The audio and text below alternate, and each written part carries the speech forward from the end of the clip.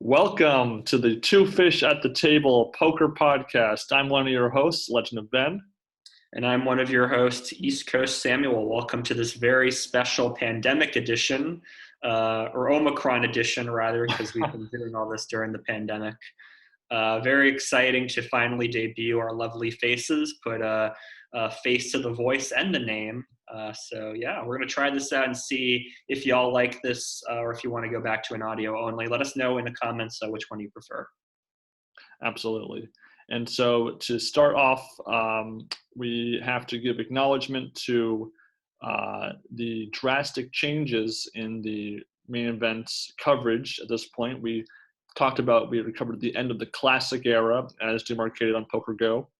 And now we are in the modern era of the main event.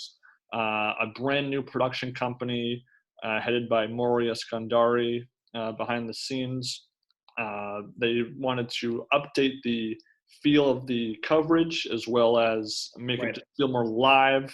And on top of that, ESPN had committed themselves to broadcasting a lot of this main event as close to live as legally possible on the main channel. They had a 30-minute delay, actually, with no whole cards until after the hand was completed if action went post-flop. And that's just one of many of the things we'll be talking about on this edition of the Two Fish at the Table podcast. Yeah, I mean, 2011 was a big year for a number of reasons, everything that Ben just said. But obviously, probably the big headline that comes out of poker during this year is Black Friday, which really changed the entire poker landscape. Probably the most definitive moment for poker since moneymakers win, and certainly the most definitive moment for poker in the last 10 or so years, completely changing the online landscape, also discrediting or changing the reputations of a lot of people like Howard Lederer and Chris Ferguson, who are both still involved in the game, of course, but are by no means at the same level anymore. I mean, you can go and watch the videos of Chris Ferguson. I think it was 2017 that he returned to WSOP, and people were just booing him everywhere he went. He made a final table, and normally they give people a round of applause, but they were just booing him because of his involvement, which I don't know if he wasn't convicted of any criminal charges, right? It was just civil stuff. Yes. Yeah, something like he gave up like millions of dollars or something like that. And so the main takeaways from this whole scandal was, A, you had reduced online poker access for much of the casual to professional poker community. We kind of had the first of two parts of this sort of online poker story in 2007 originally, and 2011 was kind of the second nail in the coffin, so to speak. So a lot of professionals lost their sponsorships. Mike Matusow has an infamous interview on pocketjacks.com, which you can still find on YouTube, with Daniel Negreanu and a few other people. And he talks about how it was the first year where he was spending his own money on tournaments, not having that financial backing that would have sort of, protect his losses against his wins. You have to imagine lots of American players having those inabilities to, even in online legal areas in the country at the time, being able to enter those satellites. So you saw an increase in international players at the entirety of the World Series of Poker, not just the main events. So definitely a more diverse field, even though the field was pretty diverse to start. This was definitely a acceleration of that trend for sure. Right, absolutely. And a couple of the sort of background stories to the main events specifically was the performance of a couple of the players in the running for Player of the Year. You had Mr. Phil Hellmuth, my favorite, have 3 second-place finishes, including a second place at the Poker Player Championship, which was broadcasted live on ESPN, losing to Brian Rast. And Ben Lamb, going on playing only like 5 or 6 events and making a killing in those events, which sort of shaped what he was arguably, in my opinion, the main character of the 2011 main event. By far. And so he was able to continue that success into the main event, and that is reflected in his performance in the main tournament. Yeah, I mean, we've seen main characters in previous seasons. Like we saw in 2010, there was a lot of focus on the grinder, deservedly, because he was chasing what would have been, history-making poker, winning the main event, winning Player of the Year, also winning the Poker Players Championship. We've seen main event characterization before, but Ben Lamb, like right off the bat in the first episode, is established as the main character. Even though we get other characters throughout, he's really just the focus of the entire coverage. I mean, I'm surprised just how much attention he gets right off the bat, right into the first episode. I was very surprised about that. Yeah. Yeah, and so I think just getting right into the main event, the 2011 main event, 6,885 players, a little bit smaller than 2010, which had been at the time the second biggest main event. Right. The actual tournament itself, very similar to 2010. The starting stack, 30,000 chips, 2-hour levels, 5 or 4 levels during the first bunch of days in the tournament, which we'll get into. We have a very some of the production graphics and whatnot is very comparable to 2010 and 2011. However, this is otherwise a complete overhaul in the structure and the style of production of television. Yeah, I mean it's like night and day almost. I mean, just how many changes there are. We have side reporters for the first time. The first one being Kara Scott, which we really didn't have before. We have all these segments which are sort of shorter than the previous segments in the past, like straight from the pros. We're getting stuff like about poker tells and stuff from some FBI agent who they hired. Yes. We even got a sports science segment from ESPN. That was interesting. We'll get into the specifics of the other segments, but definitely there was a reduced emphasis on the traditional 4 to 5 segments and episode structure from years past, and definitely more on the using the graphics and using statistics in a more kind of a billboard ESPN Sports Center style presentation for sure. And a lot fewer ads too. Yes. There'd be like a 30-second, 45-second segment right at the end of the episode with ads. Now that's something like 15 seconds. That is mostly gone. Jacqueline's beef jerky still has a role and a different role in a hand in every episode. And I think the idea behind the overhaul was to make it have more of a live feel, but also the change in the episodes was meant to sort of overlap with how they had originally, had hours each day of tournament broadcasted live. So they would be using some of the same footage. And so you wanted it to be consistent across if you're watching live versus watching the months later, the produced episodes. We were still in the November 9 era of the main event. So they would have, this is a total of 26 episodes. The last 2 would be the final table. And those were all kind of continuous flow from day 3 to the end of the tournament. So that was also a big change, was the coverage of any coverage of this tournament began on day 3 instead of covering the multiple day 1s and then multiple day 2s, which when I originally was a casual poker fan, a decade ago, I actually did not like that change. I liked having the very start to the very end. And I kind of grew to hate, then really like those changes. But this would be at the beginning of a trend where they would continue to move further down the tournament when they would begin episode 1, minute 0 of the coverage. Yeah, I mean, I have mixed feelings about it. I mean, the thing about doing day 1 and day 2 is there's not that much drama involved because the short stacks are fairly small. The players aren't really mixing it up that much because they're playing very conservative. They want to get to the end of day 1. And it also gives you an opportunity to see players who don't make it. Mike Madison doesn't always have a deep run. So I have mixed feelings about cutting out day 1 and day 2. I mean, sure, get right into the action, get into the most active part of the tournament if you want. But I don't mind how they did it in episode 1, where they just did like a brief montage of day 1 and day 2, showed the players, and then moved on with the episode. And to be fair, day 3 is when everyone is in the same room, playing at the same time. And if someone's made to day 3, there's a reasonable chance that they're going to make it to day 4, day 5, day 6, and be if you're going to show someone on the featured table episode 1 on day 3, then you're putting yourself in a better position to potentially have this person show up later on down the line and have that add to their overall journey in that tournament. So that is definitely something to consider for sure. Of course, yeah, of course. We do have a brand new featured table stage. It's this rather large area in the Amazon room. This was kind of the first iteration of this kind of table. They would later replace it with a whole new setup a couple years later. That is the current form that it is that I saw when I was in Vegas last month, for example.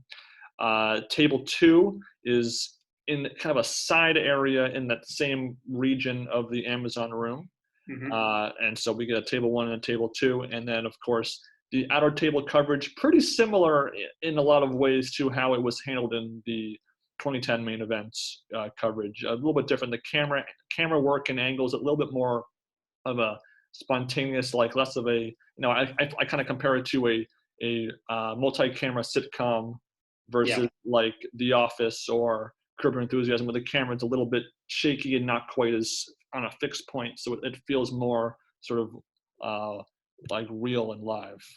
Yeah, I mean, they're clearly running around the room. They have cameramen stationed around the room. And then, when they hear about a hand, they all sort of swoop in, which is fine. I mean, it doesn't create great quality video feeds, but it's fine. It's satisfactory. There was a brand new interview room where a player would be interviewed, which these interviews could go from only 5 seconds long to maybe a little bit longer.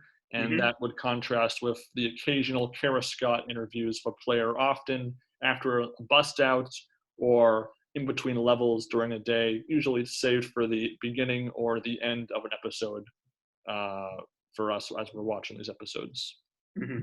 All so pretty short. Pretty short, and surprisingly, Kara Scott's not really used very much in this first sort of iteration of this main event, which I guess, it was a lot of those interviews are recycled from the live coverage. So they would they don't quite work as well when you're just doing like a produced 45-minute episode. Yeah, I mean, she just basically asks questions like, how'd that last hand go? And then that's about it. I mean, they're not that substantial. She's not given that much to do. It's nothing wrong with her specifically. She's a personable enough presentator, but she just doesn't have much to do. And I think probably the biggest and best difference in this main event is the graphics used across the board for all the different graphics, whether it's the player tracker, the chip tracker, the player count, the kind of fun facts about either the tournament or a player. That is above and beyond the best change, I think, for this main event. It is really helpful to have graphics that say how many chips a player has behind. It's really, really helpful. You understand how the hand is going to play out. Chip sizes, why certain bets are being made, the sizes are why they're being made. It's so helpful to have that information. They don't do it every hand. They only do it some hands. But it's just nice that they finally have those details.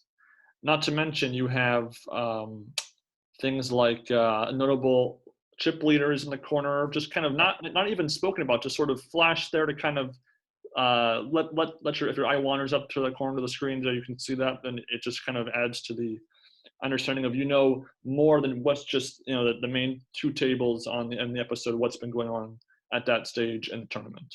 Right.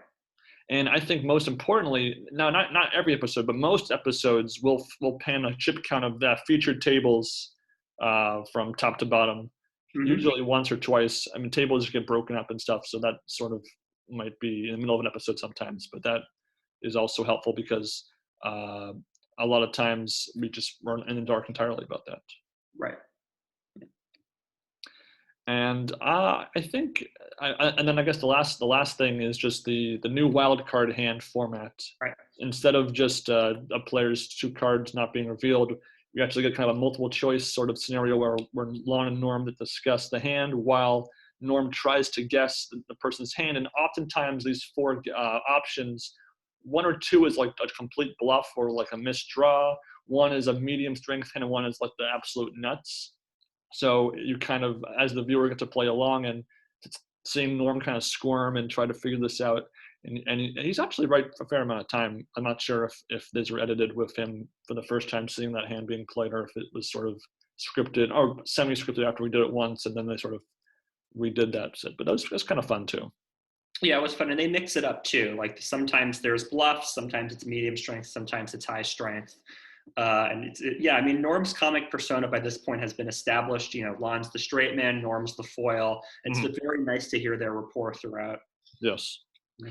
And then also they kind of do a keeping track of how well Norm's been doing, so that even if you're not counting a notepad or something, you can kind of see, Norm's kind of doing 40% batting average on this so far, and then by the end of the whole main event, you can kind of see how well he's done for the entirety of his guessing. So it's a fun little change. I mean, most of these hands are a bit more exciting or momentous than a lot of the throwaway hands that we had seen the last couple of main events, where it's just like, it's some random bluff on the turn, the putt doesn't really matter.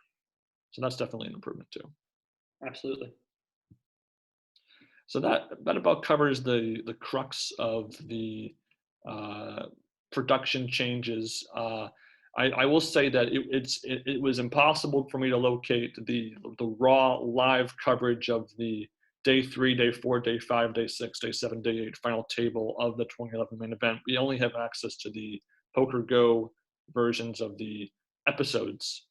But I can throw in a few comments here and there as we get to it about what those raw broadcasts were like. Because that was sort of the origin of guys like Esfandiari and Nick Schulman getting into the poker commentary booth for the World Series of Poker.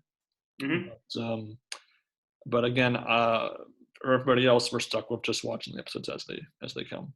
Yeah, this is the year that I know the least about. I did not see this live. I know who wins. I know who gets second place and third place, but I barely remember anybody else from the final table. So you'll have to take the lead on this one. I do. I have watched these episodes of a greater rewatch frequency than a lot of the classic main events. Oh, okay. So I do. There's hands up, like I was waiting to find where they would fall in the broadcast, and I can speak to my original reaction to a lot of them. And yeah. Very good. All right. And we almost forgot one of the most important episode structure changes here is that every episode covers pretty much one level. Right. So you know the blinds in episode beginning, it's pretty much going to be that for the entirety of the episode. So that means that a lot of these days were 4 levels long. So you pretty much don't have missing any of the action. Whereas in past main events, you might have had an episode focus on, one level of an episode, but then fast forward 2 more levels later, and then this incongruence of not knowing what happened in between. For the most part, we pretty much get a pretty straightforward timeline, so that we don't jump around or anything.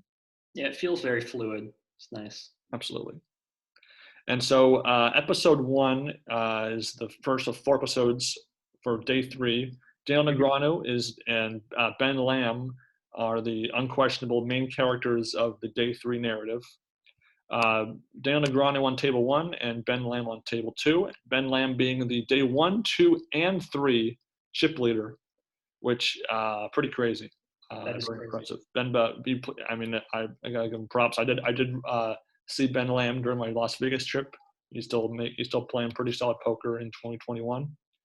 So it's kind of fun. This is kind of the introduction to Ben Lamb, though. Besides his deep run in 2009, where he got made to the final 2 tables in the main event, then this is kind of his attempt at redemption from that deep finish. Yeah, I mean, I mentioned earlier how right off the bat we get just sort of the Ben Lamb-a-thon. And this is one of the things why I think starting with day 3 makes it a little weaker this season, because we're just established right off the bat. Ben Lamb, he's this awesome player. He's tearing up the World Series of Poker. And we're told that instead of shown that. I mean, when you watch enough episodes, you do realize, okay, Ben Lamb is a very impressive poker player. But I'd prefer it if they were building that narrative across day 1 and 2. It would have been more fluid and believable than just Ben Lamb, he's the guy to beat. Well, we don't know who he is. I mean, a lot of people, are seeing just the main event. They're not watching the other WSOP events. They're just seeing on ESPN what the main event is like. So for them, it's just too much. I think it's too jarring. I hear you there, but at the same time, we do see a lot of Ben Lamb poker on day 3, especially, and so I do feel like it's not just all tell; it's a lot of show for the show versus tell debate that we've had before. Yeah, So I mean, and eventually, I'm okay with it. Yeah. I'm okay with it. So Daniel Negreanu, though, it definitely gets a bit more of the narrative focus, at least to start off with. He shares a table with Mr. Henry Tran, who he and him have a couple of hands where they square off.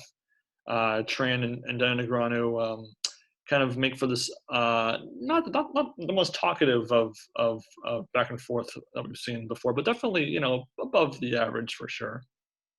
Yeah, neither of them really had talking chips, so they couldn't really. Yeah, I mean, again, so episode 1 is the blinds are 800 and 1600 with a little under 2,000 players left. So the money bubble, still, about 1/3 of the field that begins day 3 will make the money. So there's the smallest hint of the money bubble looming on in the air at this point in the tournament. Mm-hmm. And then there's a couple of notable hands. Henry Tran gets accused or gets told he made a checking motion when he didn't mean to. And then he kind of pettily makes up for it by betting a large amount in the river to kind of make up for the bet he would have gotten, which I think is kind of funny. And then gets completely read by Dan on the ground, who's not in the hand, admittedly, but nonetheless, I thought it was pretty funny. That was pretty cool, yeah. We do see Ben Lim on table 2 with one of the most just textbook cliche amateurs, Mr. Marvin Peltola, who played about as just ABC amateur-y poker as it gets. But to be fair, pretty amusing for me to watch that. Not necessarily this hand with Debus, where Peltola puts out 3.6K. Debus then raises to 10.6K. So Peltola decides to raise it to 24. Then Debus raises to 86. Peltola just folds. Like, what the heck? What is that line there? Well, I think 2011 poker is a new flavor of poker at this point. We see some very, very aggressive re-raises, pre-flop, post-flop, just a lot of bluff attempts. Most of them pretty successful altogether, I gotta say. But 2011 poker kind of gets hit for like being like the crazy 5-bet, 6-bet kind of era, and we'll get to that in a second. But that is definitely true in a lot of ways. The C plot of day 3 though is absolutely Mr. Phil Hellmuth on the outer tables. Hellmuth, he infamously that day overslept on day 2 when he was very short stacked after day 1, and so just the fact that he was still alive in day 3 with any chips at all was considered a pretty impressive accomplishment. Hellmuth had made a entrance on day 1C as a reporter, as shown in a segment, and that was amusing for sure. Anytime we see Hellmuth in costume is always funny. One of the most recurring segments in this main event is the pro analysis, where one of a variety of different pros, Andy Block, Phil Galfond, Esfandiari, will look at a hand that was just played in the broadcast and analyze usually one half or both players' play in the hand. Sometimes, depending on who is used for that segment, the actual analysis could be very mediocre to decent. I have a few people that I thought were better at it than others, but I don't know how you feel about that. Yeah, I'm with you. I thought Andy Block was subpar because he kind of just recapped the hand. Exactly. One sentence of exactly. I think that is most apparent on episode 2. Daniel Negreanu's table on table 1 does break, but they do decide to keep Negreanu on the featured table for day 3. So his new table gets broken, Henry Tran goes away, and we get a table that will stick for the rest of the day 3 episodes. We get Sean Deeb, Max Heinzelman, Sammy Kilapiro, Christy Gazes, and definitely this table has a bit more personality and a bit more fun to watch than the previous table 1. Table 2 stays the same for the entirety of day 3. Huxley does join table 2 at one point, however. And, I think I might have spoken too soon last episode where we discussed the worst 6-bet of all time with Joseph Chung. Because just as if he was just trying to just barely make it a little bit worse, Mr. Max Heinzelman gets in deep with Sean Deeb pre-flop of a 6-bet all in of ace 6. when Deeb, of course, has the pocket aces. And so I think that now is the new trophy holder for the worst 6-bet of all time. Yeah, I mean, this hand's a meme for a good reason. I mean, it's just like, it's just so sick. Because Sean Deeb, some people have some issues with his personality, but I think he's a pretty good poker player. Mm-hmm. He's not as mean as Helmuth is. He just doesn't deserve that. Heinzelman doesn't deserve it. I mean, And then the pro analysis, Andy Block's just like, wow, that happened, and that's his whole analysis. And ironically, I found that Sean Deeb's interview with Kara Sky afterwards, after he busted out a couple hands later, was far more entertaining and interesting to listen to than Andy Block in the pro analysis section. Yeah. He actually goes into how he has some history of Max, and so he went through his brief thought process of his 3-bet sizing, making it bigger versus smaller to kind of make it seem like he had a weaker hand than he did. And again, I think it's really good stuff that you don't hear too often, that level of analysis on the ESPN broadcasts. Yeah, absolutely. We do see another very infamous fold by Mr. Sam Barnhart on the outer tables in episode 2, where he folds pocket kings to I'm not sure if it was a 5-bet, 6-bet, or whatnot pre-flop, but to pocket aces by his opponent. And again, it's just kind of Barnhart's toe in the camera spotlight that he will have a fairly sizable amount of screen time going forward. I think partially as a result of this big hand that was kind of a spectacle in the poker room. Yeah, something I've noticed, I think Barnard does it in the Kings versus Aces hands, that they're calling the clock on themselves often. Like, yeah, maybe it's a joke, but it's a little. I think the clock was called more on someone's self than by somebody else. Yeah. At this point, it's very, very amusing to me. And another motif that runs through is how much you can talk about your hand or not. There seems to be some ambiguity about the rules. Negreanu complains about it at several points, which, in my opinion, talk should be allowed. This talking point was referred to as the Jamie Gold rule. Right. And it dealt primarily with the main issue was talking about your opponent's hand, trying to be like, do you have aces? Do you have? And that was considered completely not okay, which that compiled with a lot of the poker pros' issues of being on a TV table, being that they can't monetize their appearance in front of the cameras with like wearing a patch or a logo or something.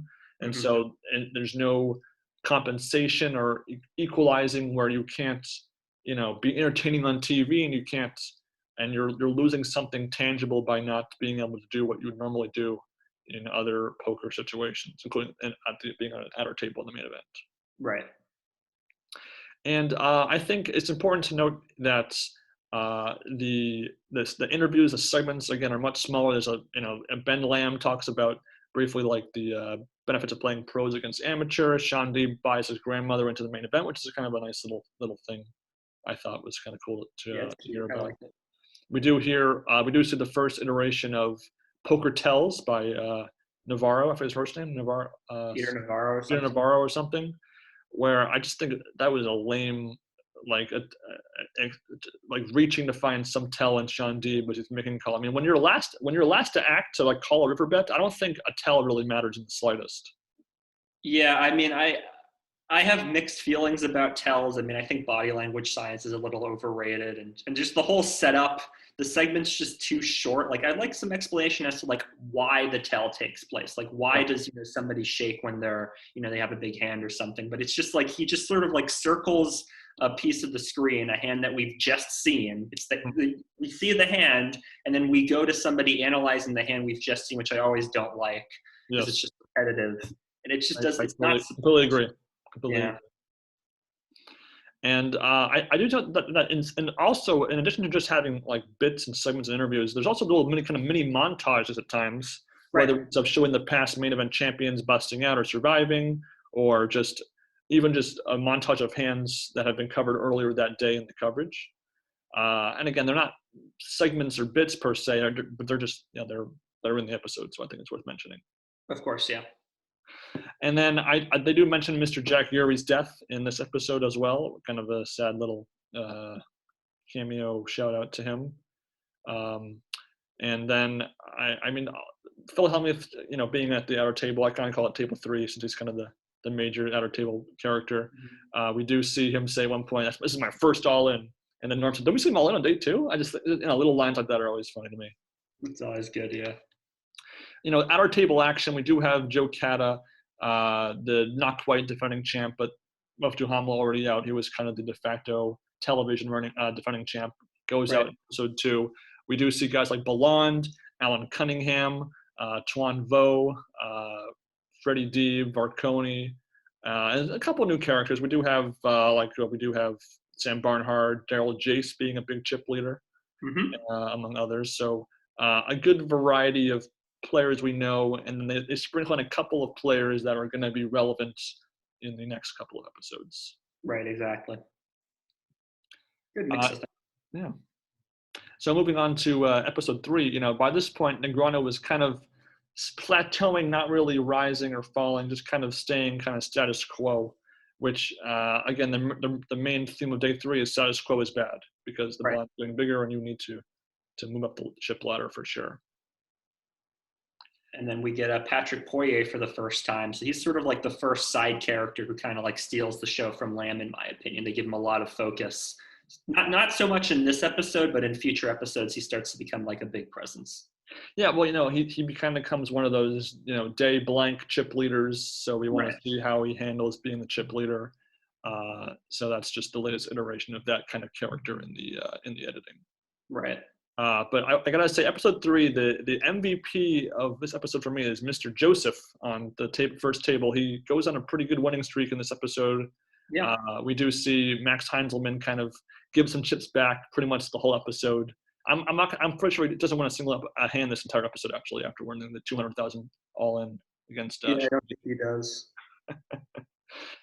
We do see one of the most brutal wild card hand reveals, possibly of the entire main event, where Sammy Calipuro, who kind of took the reins from Heinzelman as far as the most aggressive player at the table, that was actually winning hands. He hits a runner straight to bust poor little Petraglia on the river. Norm, of course, guessing it wrong. Like I knew that was coming because I remember this wild card hand, and I was like, oh, here it comes. Oh, painful, yeah. Painful. One of my favorite parts of poker is the occasional sort of eye contact, like head turns, and we get a great example of that with Daniel Negreanu busting a player named Zolker, with kind of a pre-flop and post-flop. Like, it's just funny to me. It is funny, yeah. And Daniel Negreanu finally kind of, with that hand, hits that second gear in day 3 to kind of accumulate some chips, because he had been just kind of not having much success by that point at that table. Yeah, and his whole narrative, I mean, this time around is he's really never done that well at the main event as we've seen. I mean, obviously he had the 11th place finish in, it was 2000, 2001? 2001. Yeah, but I mean, this is like the first decent run he's finally had at the main event forever. So it's just nice to sort of see him finally have that narrative built toward him. Mm-hmm. And, by this point, we had seen some pretty solid play from Ben Lamb, kind of dominating that table. He had the most chips by far, not only just in the room, but at this table in particular. He had the whole table practically out-chipped. And he kind of starts to hit some speed bumps around this part of day 3. Not playing poorly by any means, but just kind of maybe bad runouts, or just kind of less than ideal hand-to-hand situations. To me, a pretty amusing Huckseed all-in double up against Ben Lamb, blind versus blind. Huckseed jams like 12 big blinds with 10-4. Ben Lamb gets an ace in the big blind and calls, and Huckseed's just kind of this little kind of like dry humor kind of post all-in win banter with the dealer and the table was just funny to me. Yeah, I mean, Huckseed hasn't been a huge presence in the coverage, but it's just he gets he bats well when he shows up. When he's at bat, he bats well, but he doesn't bat very often. Mm-hmm. Absolutely. We do see what would be another recurring bit is taking a poker phrase and having a bunch of players sort of discuss their quick 2 to 3 second sort of opinion of that lexicon in the poker world. So in this case, nice hand. What nice hand means to somebody, if it should even be said or used in poker. And so, again, kind of amusing, I guess. I mean, I'm guilty of saying nice hand from time to time, so I guess I can't be too angry about that. But how do you say nice hand? That's true. I never say nice hand. We do get, Joseph Chung is the one number 9er of 2010 to kind of have any sort of degree of success in this main event. So he does get a fair amount of outer table coverage from time to time. That's an example of it in this episode you see here then. We do see a pretty crazy, huge monster pot of Mr. Daryl Jace going bonkers with pocket twos pre-flop and runs into kings and hits a deuce and hits the chip lead basically in a monster pot. Again, I'm talking about a 630,000 chip pot, blinds being 12 and 2400, so that's about like 260 big blinds or so. So yeah, pretty wild stuff. it's crazy. We do see another kind of useless poker tells bit with his sort of happy feet at the table of Joseph at the table one.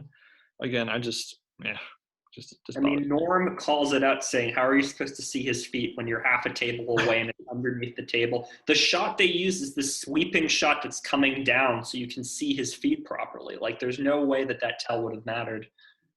And and then the other recurring bit, I guess, would be the 2011 bracelets bits, where 1 to 3 event winners are highlighted. Sometimes there's a recurring theme like French winners or Young Guns or something, but again, I'm not a fan of that segment. It's just kind of a waste of time. Me neither. Didn't like it. And then the last sort of chapter of day 3 is episode 4. Again, the same tables. Huckseed's gone. We lost some of the characters John Deeber on the way. Now we have the final batch of players. We do get some more Daniel Negreanu just having a little too much gamble in him kind of situations. We do get, for me, one of my funniest Norm one-liner hands where it's called I call it the anti-pinochle hand, where every hand we get to see, everyone's whole cards are shown as they float on the table, which is pretty cool. Right. There's not a single picture card to go around the entire table until Christy Gates gets Jack Deuce, and he's like, "Oh, it's a Jack. You should have gone enough a Jack. Where are all the picture cards?" And then some pre-flop action, and then Norm goes, "Here come the pictures." One picture. It's just the most low card, just hand distribution, card distribution I've ever seen. Yeah, it's pretty crazy. And then, of course, Dennegrano goes crazy on a couple draws and loses half his chips to Caliparo. Yeah. Just not Negrano's finest moment by any means. I do say that the highlight of the episode for me is Peltecki. Yes, Robbie Diamond, Peltecki. Tuan Vo and Peltecki get moved to table 2 at one point. Tuan Vo was being one of the top 10 chip stacks as day 3 began. We'd seen a little bit of Tuan Vo earlier where he made this pretty solid bluff against this Tell Station guy, Broccoli or something. He's like, he just looks so nervous, and so we had a taste of who Vo was before this hand, and I'll let you summarize that hand because it's comedic gold. Yeah, so Vo raises pre-flop to 6.5. Peltecki puts it to 14.5. Vo calls, and then what does Peltecki hit on the flop again? A full house. Huh? He has a full house. Oh, he had a full house, right? Hits a full house on the flop. And so Vo leads out for 18K, and Peltecki is just like, he's just Hollywooding it up. He's like going on these long pauses, and he's like doing this, like Phil Hellmuth does, like covering up with like a hoodie and glasses and everything, like just crazy stuff. And Vo is not looking at Peltecki, so Vo is not picking up on them. He refuses. Glance over, Vo saves tens of thousands of chips here, but like it's just mind blowing. And Norm is exasperated. He's like saying every step of the way, "You're not even looking. Look at him." He's like, Peltecki looks like he wanted to bet there. He checked it. It's like, and it's funny. And then of course Peltecki shows his cards at the end, and nobody really acknowledges his Hollywooding, but it's just some of the worst Hollywooding you'll ever see in poker. Oh, God. It's up there, maybe like my top 1 or top 2 worst Hollywoods in poker history. That Spanish guy at the EPT event is the number 1. Yeah, well, yeah. And my favorite amateur of day 3, Mr. Marvin Peltola, gets caught in a catheter bluff where he says, "I gotta pee so bad, can you just fold?" Or, "If I leave, is my hand dead? If I go to the bathroom, somebody got a catheter?" And then, of course, somehow that talk works. Like this is the episode where like amateurs are just practically broadcasting their hands on their foreheads and are still getting away with it. I mean, was it Paltecki who told him that he made a bad play? Somebody told him he made a bad play, right? Yeah, like, why are you going all in, man? What a terrible play. But it worked, so I guess it can't be that bad, right? God. Yeah. We also kind of got 3 mini Phil Hellmuth rants at our table in this episode, which was kind of fun. Hellmuth called himself the milkman, and then Norm says must be 5% milk because he had a 5% hand. Pretty funny. It's pretty funny stuff. It's good stuff. Funny episode. Mm-hmm. We do have a recap at the end of episode 4 that kind of goes over all of the day 3 bust outs, which, again, if you're watching this episode back to back, it's not really needed. But if you were watching this, week by week, it would definitely be, it wouldn't be that bad of a thing to have. So I can't complain too much there. There was a pro analysis hand with lamb versus burger, which I find funny, kind of a meat theme there. Yeah. Don't raise if you can't call a silly bluff. I think that's actually one of those kind of statements that kind of works for me in a pro analysis kind of situation for me. Absolutely. I think so. This is definitely by far the funniest episode of possibly maybe just ever for me. There's just a lot of funny stuff for me. I love the pinochle hand, the Tuanvo and Peltola comedy, and Hellmuth money rants. I think this should be not just a poker in the category of television, but under comedy as well. This episode. Yeah, there's a couple of very funny hands that occur later on this season, but I think this might be the funniest episode. Yeah. So just if we sort of summarize all of day 3, we have 4 episodes really here. The main theme is kind of Ding on the ground with a slow start, and then a rebound, and then a drop, and then he wins the wild card hand towards the end of day 3 against Heinzelman, so he kind of gets up to a half decent stack for day 4. And Lamb has the story of being stuck in reverse, which is kind of off to say because he had a pretty good start to day 3. He won about 100,000 chips during the first couple of hours. So right, a little rude to say that, but I guess technically he was down in chips by the end. So yeah, that's true. That was true. But I would say it's still very solid Ben Lamb poker play. Like even though he lost in chips, we didn't see anything that was a bad play. I think Negreanu played overall okay, but definitely he wasted some chips for sure. Yeah, absolutely. And so I kind of said the four MVPs were Daniel Negreanu, Heinzelman, Ben Lamb, and Hellmuth as far as the entertainment value of what was on display for. Sure. Yeah, sounds like a good Mount Rushmore. So to day 4, episode 5. By this comes around, we're down to just 852 players. And again, we're now on level 15 of the tournament. Blinds are 2K and 4K, so we've now lost the 100 chips from play. And we get 2 new headliners for our first 2 tables. We get Phil Hellmuth at table 1, short stacks, but still we get a lot of mileage out of Hellmuth in that table 1, despite his low chip count. And on table 2, our headliner, really we kind of have 2 headliners. One is being Patrick Poirier, the day 4 chip winner of 1.3 million chips, and Sam Barnhart of the Folding Kings against Aces Preflop fame. And then we get Guillaume Darcourt kind of gets in there as the day 4 episodes go on. Yeah, Darcourt was mentioned in earlier episodes, sort of becoming a big stack and also a presence, more so for his hair than anything else, but he starts to become into play in day 4. And then, of course, you cannot have Phil Hellmuth without a foil of Phil Hellmuth, and Mr. Martin Dignafe, possibly one of the most successful Phil Hellmuth foils in history at table 1. And he was actually turned out he was the table 1 chip leader for day 4 for pretty much all of while that table is table 1. So that is kind of the setup for day 4 to start off with. We do get Daniel Negreanu at our tables having even more of a roller coaster day 4 than he did on day 3. And of course, Ben Lamb, Balan, and other players do show up and are from time to time as well. Right. And so again, tell me your thoughts. This was, I assume, your first time watching these day 4 episodes. What was your thoughts on them? Yeah, I like them fine. I mean, what I like, something that we didn't mention at the start during our, sort of general recap, is just how many hands are in each episode. Like they just move through them one by one after the next. And it really gives you just a sense of the skill level of these players and how the dynamic of the tournament is going in terms of chip sizing and so on. Yeah, I mean, I like these episodes pretty well. I mean, obviously, whenever you put Helmuth in an episode, he's the star of the show. Mhm. The camera just loves him. There's probably my favorite sort of interview segment of the entire season is in the first episode of Day 4 with Helmuth. And like this might be my new favorite Helmuth quote. He says, "Within poker, I think everyone loves me." I mean, that's just great. It's a segment of him just, walking around his house. He's got like lemon trees in the backyard. He tries to eat a lemon at one point and doesn't turn out very well. Yes. And Norm has a great line. He goes, "I have to assume Phil has a mirror on the ceiling because he loves himself so much." I mean, Helmuth is just the star of the show, patting himself on the back for making good reads. Mm-hmm.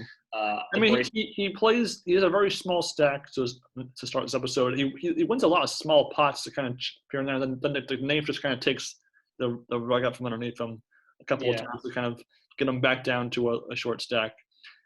With this episode, again, the bubble kind of is much more stronger in the air. So you do see a little bit of that affecting play, which is kind of, I felt it. I felt that affecting play for sure. It was subtle. They don't have players like, verbalizing, "Oh, we're going to fold it to the bubble." But I definitely felt that was kind of a vibe I got from watching this episode. Yeah, absolutely. I mean, the players seem a little bit more reserved, except for people like Helmuth who are naturally gregarious. Yes. They're a little bit more conservative, it seems. Yeah. We do see Patrick Poirier, the chip leader, get way, way, way, way, way too loose of his chips. Yeah. I mean, he says a couple times, it's his style, so he doesn't know if he'll stay in the chip lead. It's not easy to play for big stack and staying on top. But he gets rid of a lot of chips that he did not need to lose. That's true. Yeah. I mean, often to Sam Barnhart's gain.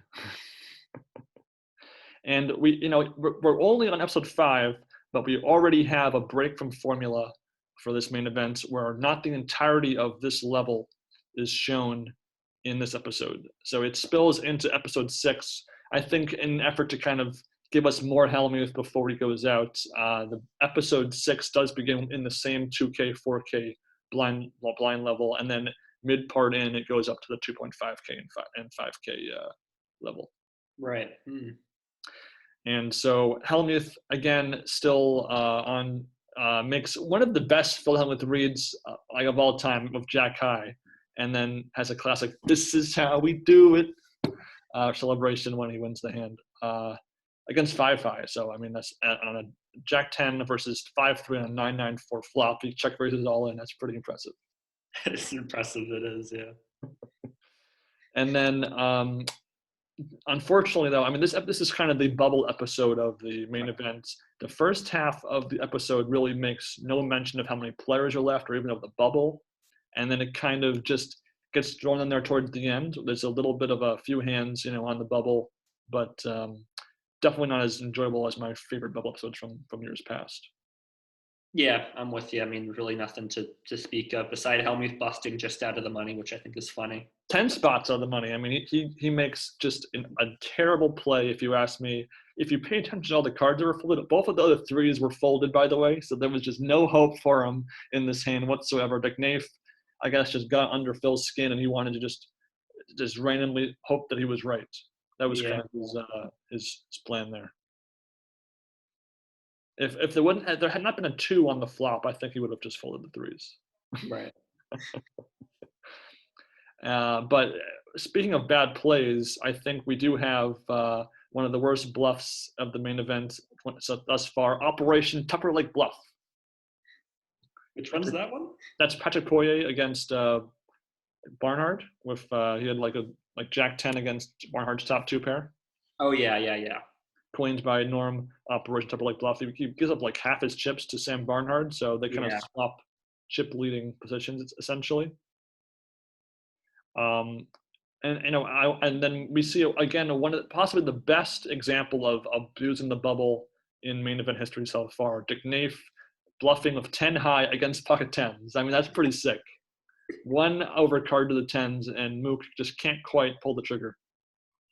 I mean, could you have called that? I mean, I'm a tight player. I mean, I could have made that fold, but I think I could have called it. I mean, if it wasn't Dick Nafe, I feel like if it was anybody else at that table 1, I would probably fold. But against him, I got to call. Yeah, you got to call. you want to just make them in cash, or do you want to win? I mean, you have to think about it. I mean, Mook himself says it wasn't the bubble I made the call, I snapped call, but unfortunately it was the bubble, so that's the one way you can lose lose that hand. That's crazy. And I will say we do get, again, a pretty mediocre at best pro analysis. Greg Mueller criticizes Phil Hellmuth's fold without really saying anything insightful about it. Yeah, just that he made a bad fold. That's it. Yeah, it kind of bugged me for sure. Yeah. And then we do see some, I mean, for the bubble, to be fair, they do show a couple of short stacks, a couple of doubles near the bubble.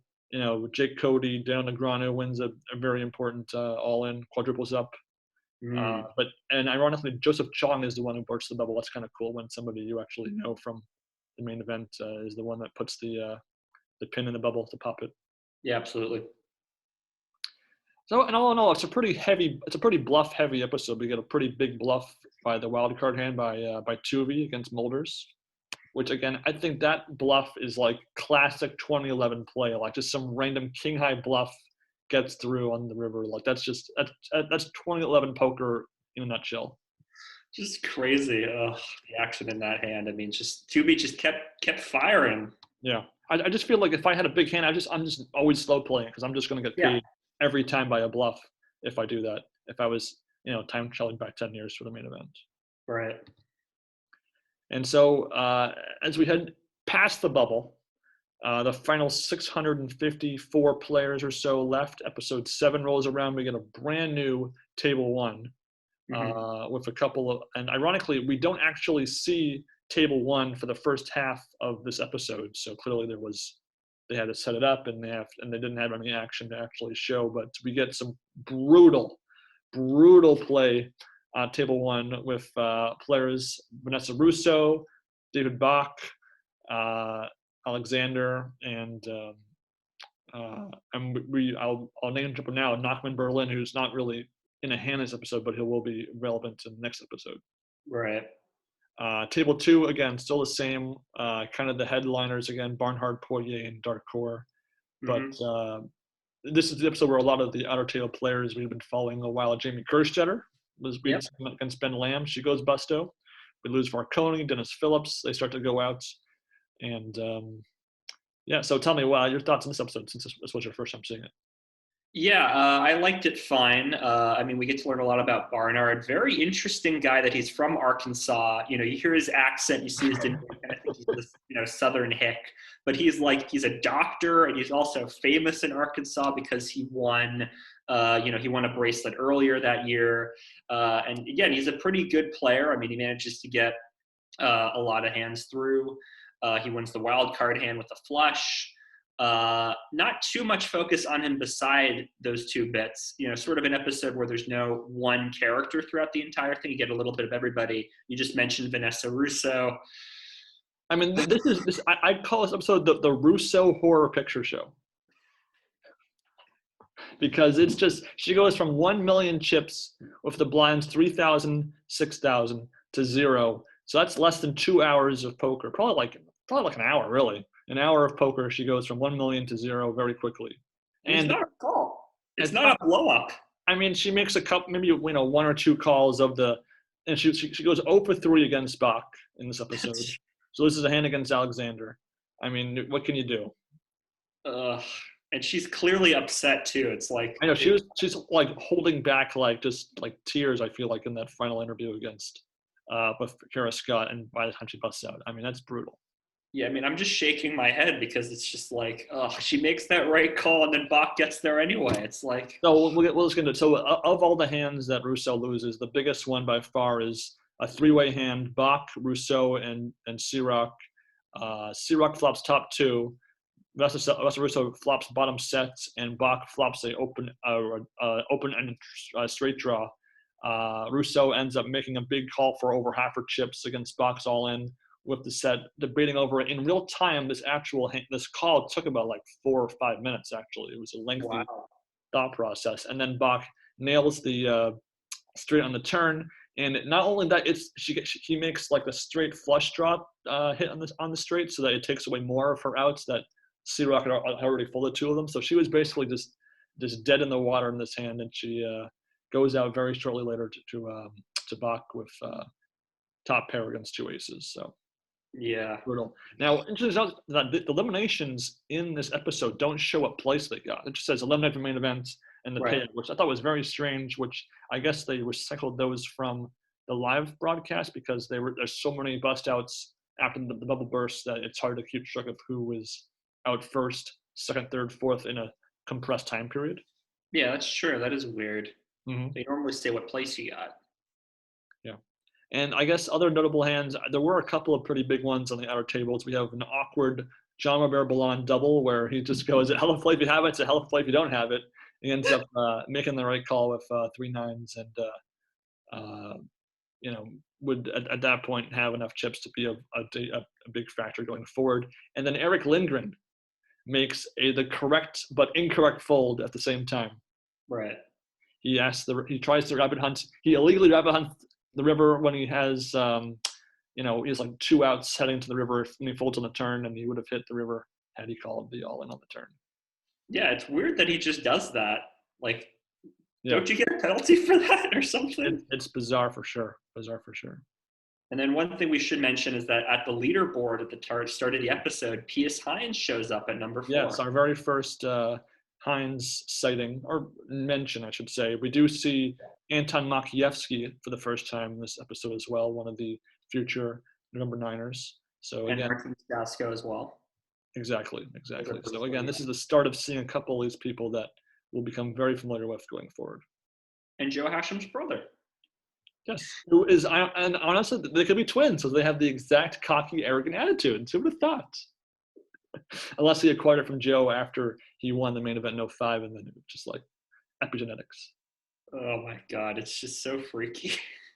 And so we are in episode 8. We have our second break from the one level and episode structure for just a little bit of episode 8. We have a part of the 3K, 6K level, just so that we can get the Nachman Berlin Alexander fights blow up hand, and then it gets back to the 4K, 8K level. So I don't know, had you seen this hand before? I think I may have seen it in like a compilation somewhere. I don't recall for 100%. It felt familiar to me. I couldn't place where it was, but oh my God, wow. And then he ends up like misquoting Phil Ivey from 2009 or 08. It was 08. When Ivey had lost a big hand on day 1 in 08, he sort of said we see a little differently against Duffy. And then so Nachman Berlin kind of says the same thing to Alexander when he's like trying to defend his play of the ace-jack against his ace-king, and he just comes across as a complete doofus. Oh my God. I mean, he calls him clueless. He says like, are you effing kidding me? He thinks he outplayed me. Like all this like just horrible stuff. And the nice part is that banter feeds into the next couple of hands. Right. Where Berlin ends up folding a hand we thought that would have made the nut flush against Alexander's second nut flush, or he says something like, and then Alexander says, "This is my first tournament of your life, second tournament of his life." Like he turns to the crowd and like he's trying to like drill him for like how much of an amateur he is based on how many tournaments he's played in his life. So it's just very funny stuff. Yeah. Ugh. There aren't definitely the saltiest moments of the main event, I think, of the entire tournament. Yeah, this was very salty. And now, fun fact to note is that after Berlin loses that hand, it loses a lot of his chips there. A couple of hands later, during the live day 4 broadcast on ESPN, the all-day coverage, there was an all-in. Berlin had 2 kings, and he had called the all-in of a guy on his right who had like a weak ace, and the guy hits an ace on the flop, and Berlin loses it even further. Like F-bombs and the like, and unfortunately they didn't have that hand in this episode. But if you look at his stack later in the episode, you can see how short it looks, and that was a product of that hand further crippling his stack size. Couldn't have happened to a nicer guy. And then we do get some more 2011 poker at work at table 2 with 2V with another just really impressive bluff that. Again, I've said this is the year of the bluff, the year of the aggressive play, the year of the crazy 6-bet. Yeah, he got a lot of bluffs through. I mean, good for him. We do see a very lengthy Sam Barnhard Guillaume Darcourt hand where Barnhart races of 2-9s, and Dark Core in the big one defends 6-4 and makes it straight in the flop. And there's a 4-bet on the flop, which you don't see very often. And that hand, again, took a very long time in real time. It's edited down quite a bit in the episode. Yeah. I think it was about 10 minutes long, that hand. Wow.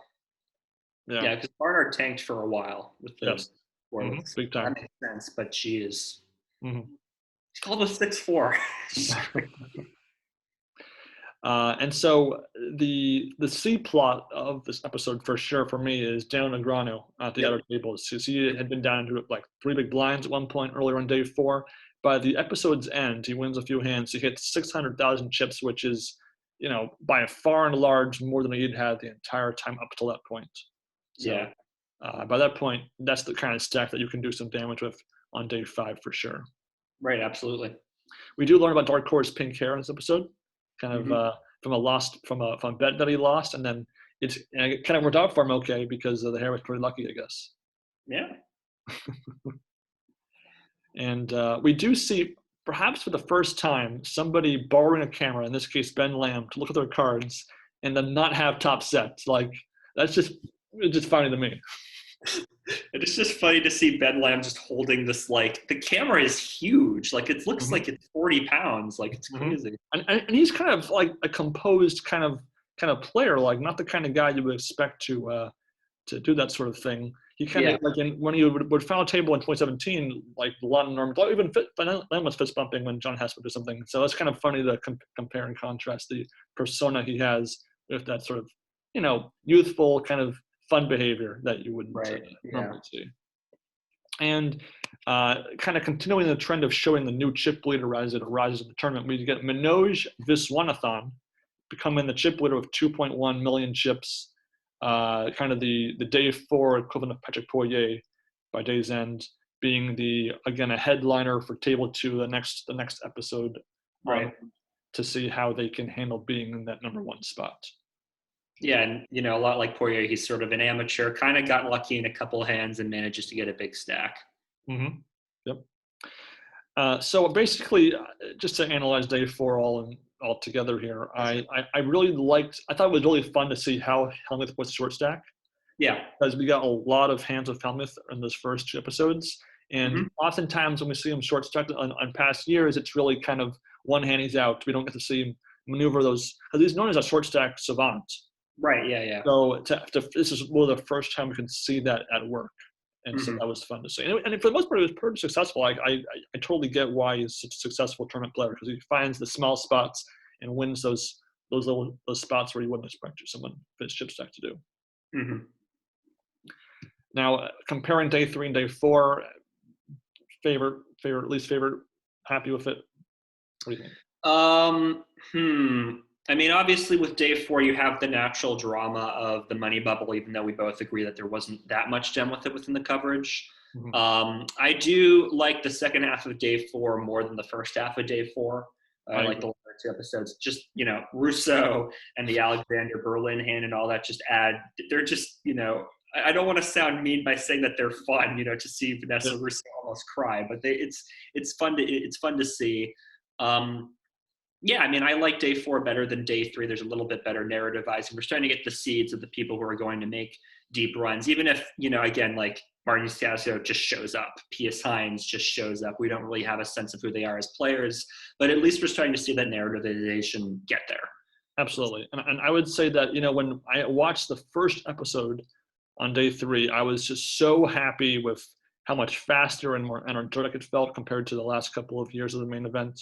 Yeah. You're kind of slogging through some dull episodes. I don't think these episodes, like on average, these are much better episodes. And and the table 1 and table 2 balance is pretty good, because they don't feel forced into showing X number of hands from one table. There are episodes where the one table gets far more focused on the other one, because it just happens that during that level of the tournament, there was more action on that table. So it just makes more sense to show more of that table. Yeah. It didn't feel pressured to forcibly show in a couple of hands because there was player X at that table at that time. Right. So that gets us into day 5, kind of where the tournament gets real. Kind of like just as day 3, the tournament kind of gets real. Day 5, it gets more real. Right. And the table one, this is the first time for day 5 that we have the same table one for the entire day. Right. In day 3 and day 4, we had like kind of a halfway break, 2 different tables. This one, we have the same cast and crew. It just gets more and more chips come to that table as a lot of bust outs run their way through as the blinds get big.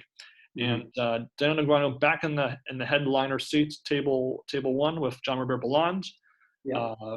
Rupert Elder is a prominent figure as well, and a lot of other players will join later. Alan Cunningham joining later. We got Ralph Robinson, looks like Terrell Owens and playing poker to me, and a couple other players that we'll talk about as we get there. But this table here is, to me, this is like the 2011 main event in a nutshell. This day 5 table 1 is like the image, the default image in my head of this tournament for me. Yeah, I mean, there's a good mix of play, some good, some bad. Negreanu mixing it up a little bit. Yeah, too much, a little too much, maybe. A little too much.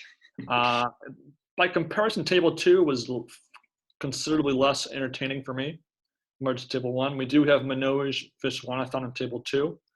So actually, now that I realize it, I guess they always had the chip leader on table 2. Yeah. On every single day, no matter who it was, they had him on table 2, which I guess makes sense. But I just realized that. Wow, I'm slow. And the rest of the table 2 really kind of not really all that important for the most part. It's just Manoj giving up his chips. That's pretty much it. And it's just kind of the Manoj and Dan Negreanu giving up chips. That's the main theme of these first couple of episodes. We begin this episode with 378 players left, so everyone's guaranteed like 20, 30 grand by this point. So nobody's going home super unhappy at this point. Right. Dan Negreanu and Belland are the top 2 stacks at table 1. The blinds being 5,000, 10,000 with a 1,000 ante. So Negreanu even in second place at 6,000 chips, 60 big blinds, plenty of play. Right. But very, very early, he blows through half of that stack. I got to ascribe it to the unlucky green jacket, I think. That's the... yeah, that must be it. Belland begins with over 1 million chips, but he kind of has this weird, he kind of goes up and down and up and down. Never gets too low below 1 million, but never goes too high above 1 million. It's kind of because he's very active. He's the most active player at that table 1 for the entirety of day 5. That's true. Yeah, I mean, he kind of mixes it up, kind of, sorta. But at this, I mean, he acknowledges how he's got the toughest blind to steal in the table. Right. He'll call anything of 10-4 or king. He'll call a raise of king jack. I'll do whatever. I got chips. Don't even mess with me. Just weird. He ends up just playing all these goofy hands, which ends up working for him pretty well. He ends up winning a free roll spots with a classic, as Negreanu calls a pre-moan, where he has a queen in his hand to make a king high flush against a king high straight versus a king high straight. But he has a flush draw on the turn to go with it. But he agonizes over the call, like, I got to call another 100,000 to win 600,000, and I got to. It's like this pretty weird spot for Belland there. But he gets there. He gets there, and he has a above average celebration in volume and intensity that he's like, give me a penalty for that, ha ha. And then I think, but again, one of the biggest hands of this table by far is the last one, where Alan Cunningham turns quads against a flopped set of 9s by Patrick Coughlin, and that is an unbelievable hand. And Coughlin has a very funny reaction where he kind of goes, wow, he stands up, turns around, and sits back down like you can't believe it. And again, a very crazy hand, a 1-outer that comes, and I just have to wonder, would Cunningham have lost all his chips if he had not made quads? Would he have been able to fold at any point? Cunningham's smart enough that I think he could get away from that, but it's a boat versus a quad situation is always just a killer. Absolutely. Like, ugh. We do see the outer tables, by now, everyone that they highlight has been shown, 1 or 2 hands at least. So, that's definitely a benefit. We see Heinzelman, Lamb, Dark Core. We do see Nachman Berlin bust in a coin flip situation, and as turns out, his best friend Alexander at the neighboring table is there to witness his walk away from the table. Great, poetic justice. And Mars Callahan, a director. He's also a pretty prominent. He's kind of the C plot of day 5, I feel like. Yeah. And he gets in a dead even all in, which is basically when 2 players have the exact number of chips which again, at this stage of the tournament, very, very surprising that would ever happen. But it's kind of cool. Very rare anytime, yeah. Mm-hmm. Crazy. Mars Callahan, we do get an interview with him. He talks about his cancer history, his director, and how he had to relearn to walk, which is, again, kind of nice because he kind of has these kind of like giddy celebratory celebrations when he went all in. So he's like running around and stuff. So it's kind of fun to see him, do that when he was sick. So that's kind of nice to see.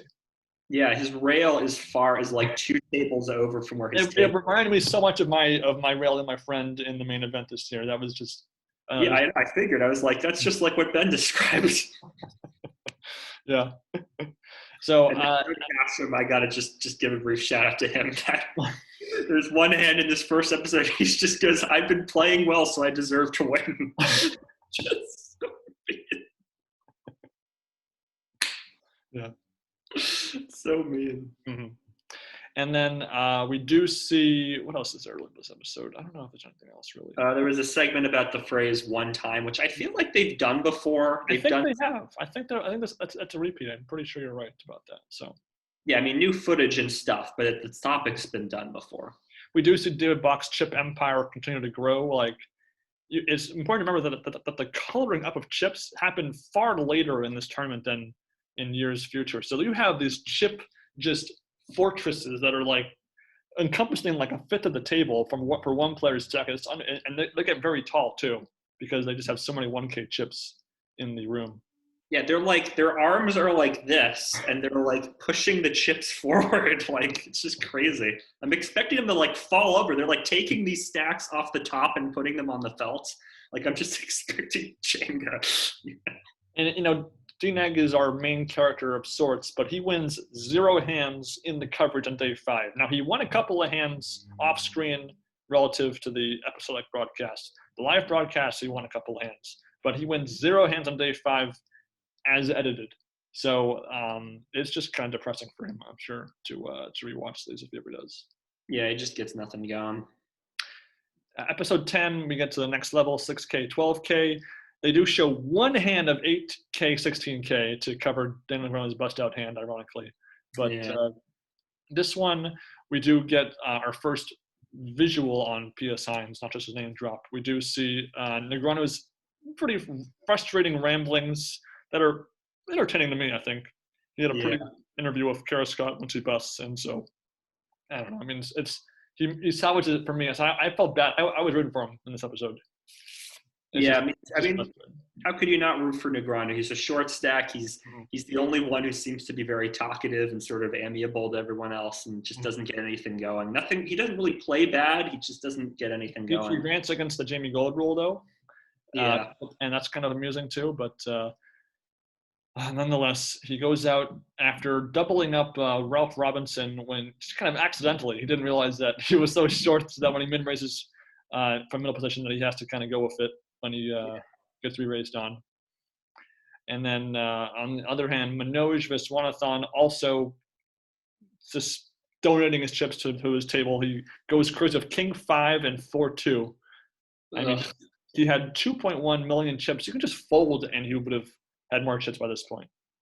It's just insane sometimes how they don't find that second gear. They don't change gears. They just keep going and they don't realize they need to change it up. Yeah, I mean, he's calling off river bets with pocket 4s. I mean, he's just playing like any 2 cards and just not changing his game. Not at all. We do see Belland discuss his lifestyle, #broke living. Yeah. Which I don't understand at all. And anyway, I mean, he obviously had a little bit of main event success the year prior, a little bit in this year. So there's some cash flow positive, I guess, going for him. But I mean, you got to put money away, man. He just lives in hotels all the time. He's like swimming in pools, drinking margaritas. Yeah. It's crazy. Mm-hmm. Got to spend that survivor money somehow, I guess. We do see a couple of future November Niners in the outer tables. We see a young baby Mark Newhouse at the outer tables bluffing off chips to PS Hines. Yeah, he kind of has the most badass, like, how much is the bet? $3.25. I call. You got it. Just like, bang, bang, you're broke. It's just pretty funny. We do see Russell Thomas. Yeah. Will be very important in 2012. and a couple other people sprinkled around there. We still see the usual Eric Lindgrens, the Daryl Jaces, the Brian Devonshire, a new character though, appearing with his very impressive chip tower castle arrangement. I gotta say, up there with Carlos Mortensen for sure for creativity. Yep, Phil Collins shows up, knocking a guy out on the river, which will be a recurring theme. Absolutely. And so the episodes end on a bus, and we just continue to fill table one with new people in those slots, because that table was a bloodbath. I did watch the day 5 Raw footage once upon a time, and I gotta say, even before Negreanu bust, there was at least 5 or 6 other bust outs that day. Oh, really? They were just more and more, boom, boom, boom, cycle them in. Mm-hmm. It's pretty crazy. Episode 11, we have Ballon and Cunningham, both over 1 million. Ballon kind of does one of those sort of word trick stories where he mentions how someone says you can look at one card, but saying it twice, so he looks at both cards. Again, kind of amusing. That's great. Palacios is kind of shown a lot in the action, and that the new player that kind of joined partway into day 5. We do see Ballon kind of troll Alan Cunningham a bit with an excellent Jack High bluff. This Cunningham kind of a theme of where he just kind of played way too tight after making that crazy quads versus full house hand. We do see the final chapter of Manoj versus Jonathan on table 2. Going out in arguably the hand he played the least poorly out of all the ones he lost chips on. True, yeah. But he did seem to kind of be understanding of his poor play that day in the subsequent interview, and so it's hard to feel too bad for the guy. He seems like a nice guy. I mean, he does, yeah. And he said he had a great time. Yeah, so you know, mm-hmm. Nothing wrong with the guy. Right. We do see Martin Sasko win a huge hand with aces against kings, both flopping a set on the flop. Always kind of crazy to see one of those bizarre hands, for sure. And again, we mentioned this earlier, the infamous poker science segments where they scientifically analyze body language. They kind of had like a mock poker tournament, a mock poker game, and they kind of had the 2 players under close scrutiny. Yeah, I mean, for those who don't remember this, ESPN used to have a kind of segment during like Sports Center called Sports Science, where they would go and, analyze different plays and apply these scientific concepts. There was a good one on the butt fumble that I think you can watch on YouTube, explaining how much pressure that applied to knock the ball out. So they like dress, I think it's, what was it? It was Oppenheim and then somebody else in like full suits, like getting their like breathing rate, their heart rate, their eyes, like just everything. Temperature, like just some bizarre stuff. Yeah, and they like even gave Oppenheim like a trophy at the end, like this big tall trophy, which they probably just took back because it's a prop, but it was just like very odd. I liked it fine, but it's just it weird. was something. It was definitely more substantial than a lot of the other segments we'd gotten up to that point. Yeah, and so it was fine. I didn't mind it. Yeah. But then again, we've mentioned before, but I'll say it again. I just do not care about these 2011 Brewers segments in the slightest. They're just such a drag, and they're in every single episode. Yeah, the only one that I liked was the Helmuth getting second 3 times. That one, yeah. I'm with you there. So, and then the final portion of day 5, blinds 10K, 20K, with just 170 players left. We get some more Ballon's solid play. Good laydown, buddy. You keep making good laydowns. Pavlovian's bell. Ballon kind of having fun at the table. Always kind of fun to hear that kind of banter for sure. Yeah. We do see some pretty sick calls, including by Mr. Sebastian Ruthenberg with pocket 5s against McNiff, who on table 5 with some relatively aggressive play up to that point. And Lalonde has just the funniest reaction to that call on the river. He's like, and it's funny stuff. He's got a very expressive face, so that always helps too. Yeah, so good. Mm-hmm. And then we actually do get a new table 2. Once Manoj is out of the picture, we get just a brief bit of table 2. We get some guys. Ben Lamb is back on table 2 with 4 million chips. Peter Feldman or Norberg, as he's called. We do get Alexander is back, and Mr. Matt Gianetti, who not sure why, but I'm pretty sure he'll be pretty important later on. Name rings a bell, yeah. Oh, and Tony Hashem. Tony Hashem, yep. Who we did not mention his spat with Ben Lamb earlier. Yes. You kind of had one of those hot under the collar, this guy thinks he can mess with me kind of moments against Lamb. I mean, he gets a bluff with an under pair to the board. Ben Lamb is 8 high. Kind of fun. That is funny, yeah. We do see Max Heinzelman at the outer tables here in one of the crazier raising shows of this entire main event. He ends up losing 1.4 million chips of it. And granted, he had over 3 million at this point. But there's a great line when Heinzelman gets raised all in on the flop, and Norm goes, "Game over." And you see Ben, he cuts to Max's face, and he's just like, "Shoot." Yeah. And then there's one super memorable hand in this that's considered like one of the top 5 hands of the entire tournament by PokerGo on YouTube. I'll let you summarize it in a real quick. The Makievsky hand. The Makievsky hand. Yeah. Oh wait, it's the case queen. Yeah. Yeah, that's. I just have it in my notes that Makievsky hits the case queen. But well, the best part is his laugh. He just pure. It's like he has this it's like 21 years old. It's just kind of like just infectious laugh into the crowd, like as he hits the river. Like you just can't believe it. It's pretty funny. Yeah, it's funny. And then David Bach ends up busting our boy Max Heinzelman on the river with kings against aces. And we mentioned how big the stack sizes or literal stacks were. His stack becomes like 3 skyscrapers and the World Trade Center, like all in one stack area. It's just quite a visual just seeing all these chips, and Bach just has the sunglasses on, he has the beard. He looks like a gunslinger. Like just seeing him with all of these chips, it's just crazy. It just keeps growing and growing and growing. Yeah, it's like when Jamie Gold had his chip spread, it was horizontal, it was across the table. This year, it's vertical. Everyone's building up for it. Absolutely. And then we do get another crazy raise show between P.S. Hines and one of the last few women in the tournament, Claudia Crawford. Yeah, crazy. Ace-9 against King-5, and Crawford gets all like angry that she loses when, I mean, she kind of put herself in that situation by overplaying that hand in the first place. Yeah, and Hines shows a 9, and that's what causes her to flip off. Like she just gets up out of the table. She's like, "He had ace-9." It's just crazy. And she has just an accent, so she's like, "I knew she was folding it, but I couldn't do anything about it." Like, great Southern accents on display this year. Absolutely, Sam Barnhart and Crawford. Yeah. The other 2 women, we only get a small flash of Erica Motino by this point, but Amanda Musumeci was the de facto primary female player in the coverage up until this point. She had been shown from day 3 onward. And again, with a little over 100 players left, 3 women left, still, at this point, it's above average. Oftentimes we only have 1 left by this point in the tournament. So there was still hope technically for at this stage in the broadcast of a woman at the final table. But nonetheless, we get there with 3 left currently. We do get some plays by Baisley at the feature table that gets a pro analysis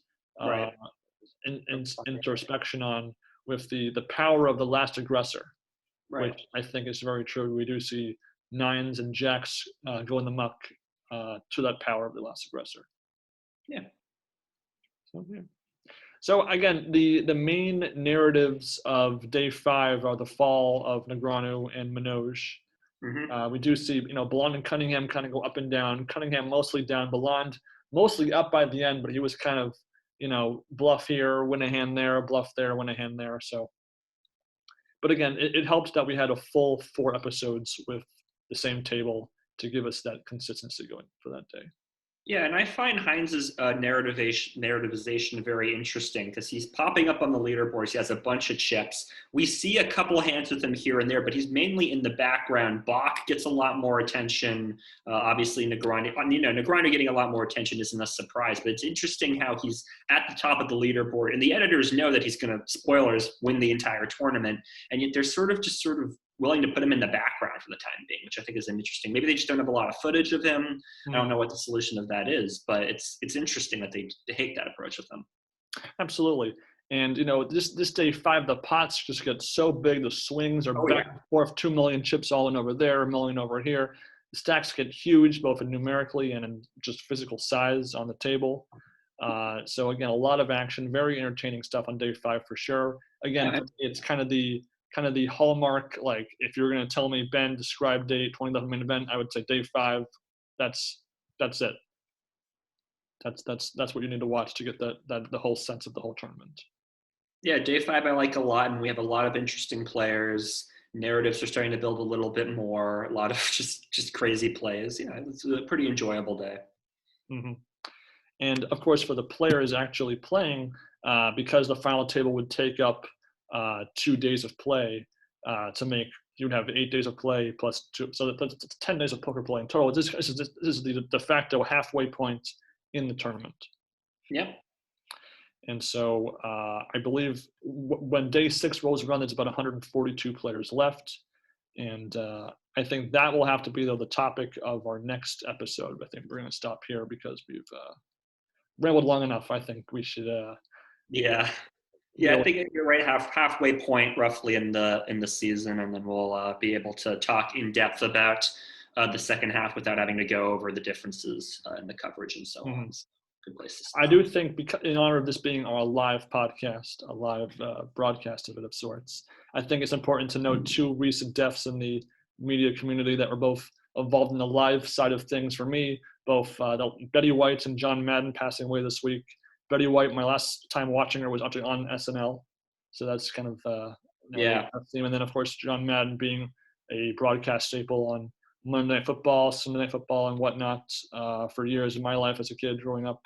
So I want to, a moment to remember their contributions to my television life. Yeah, I mean, John Madden, I remember watching, on NFL, doing the different plays and, drawing on the screen and the turduckens and everything. He really brought a presence. And you can tell that there are, Norm and Lon are definitely influenced a little bit by him. Norm more so than Lon, just sort of being more excitable, using these one-word interjections to try and add up a little bit Super blind.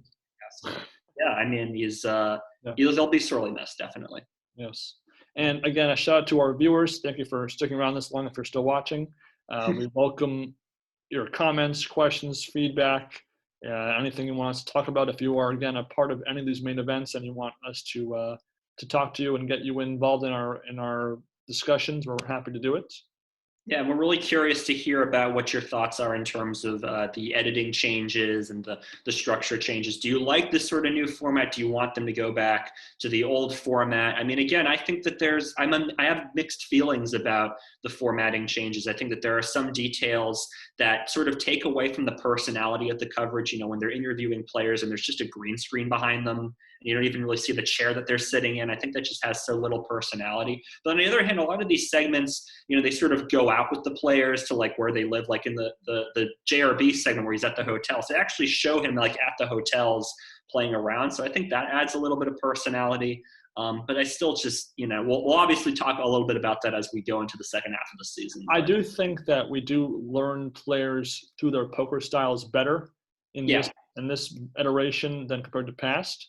And while we do, the interviews are shorter, so we have less time to learn about them, we do get a bit more face time of each because the pacing is so much faster. So you're able to see more hands, more players, and so you get more moments in the tournament with them. So I feel like there's a balance to be struck there for sure. Yeah, absolutely. And I do think that on average, I like this style more than years past. Although there are still some slower moments, some lesser